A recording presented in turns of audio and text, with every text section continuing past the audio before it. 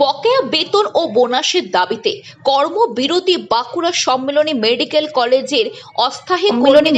কলেজের বিভিন্ন বিভাগে ওয়ার্ড বয় থেকে শুরু করে নিরাপত্তা রক্ষী ও হাউসকিপিং কর্মী সহ মোট 90 জন অস্থায়ী কর্মী একটি বেসরকারি ঠিকা সংস্থার অধীনে বাঁকুড়া মেডিকেল কলেজ ও হাসপাতালে কাজ করেন।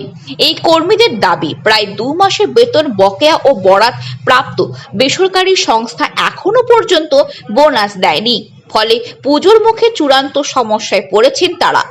বারে বারে বিষয়টি সংস্থার আধিকারিকদের জানানো হলেও কোনো রকম সুরাহা না মেলায় আজ সকাল থেকে নিজেদের কাজ বন্ধ রেখে সুপার স্পেশালিটি ভবনের সামনে বিক্ষোভ অবস্থান শুরু করেছেন ওই অস্থায়ী কর্মীরা।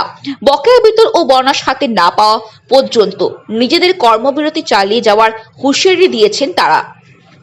বাঁকুড়া থেকে রঞ্জিত ঘোষের রিপোর্ট, ডিকেটি নিউজ ডিজিটাল।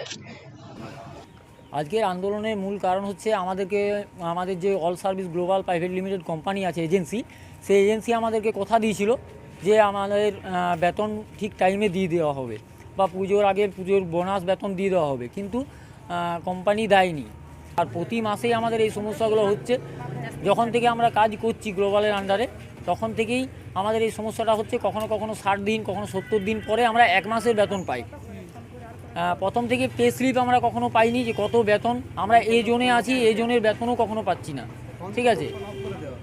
এরপরে আমাদের পে স্লিপ দেওয়া হয়নি। আমাদের পিএফআই বন্ধ 4-5 মাস 6 মাস ধরে আমাদের পিএফআই বন্ধ হয়ে আছে। আমাদের যদি কোনো ছেলের একটা কিছু হয়ে যায়, তো যে ইএসআই আছে আমাদের, সেই ইএসআই আমরা ট্রিটমেন্ট করাতে পারবো না। আমাদের পিএফ যেটুকু আমাদের মূল মানে সীমিত যেটুকু থাকে জমানো টাকা পিএফ, সেই পিএফ আমাদের রিজেক্টেড করে দিচ্ছে। তার কারণ যেহেতু 6 মাস 7 মাস ধরে আমাদের ডিউ হয়ে যাচ্ছে পিএফ, তাহলে সেই কারণে পিএফ রিজেক্টেড হয়ে যাচ্ছে। পিএফের টাকা ক্লেম করতে গেলেও টাকা রিজেক্ট করে দিচ্ছে। এখন চাইছি যে কোম্পানির যারা জেনারেল ম্যানেজার বা এরিয়া ম্যানেজার আছে তারা আসুক, তারা আমাদেরকে লিখিতভাবে জানাক যে আমাদেরকে 1 থেকে 10-এর মধ্যে বেতন দেওয়া হবে এবং আমাদের যে পিএফ ইএসআই আছে তা চালু করা হবে। আর বেতন বোনাস যেটা আমাদের ন্যায্য বোনাস বা ন্যায্য বেতন, সেই বেতন বোনাস দিতে হবে। এটা আমরা এখন চাইছি, না হয় আমাদের এই আন্দোলন কিন্তু চলবে। আর আমরা প্রায় 2 বছর এই কোম্পানির আন্ডারে কাজ করছি, আমাদের কোনো ইনক্রিমেন্ট নেই, ঠিক আছে।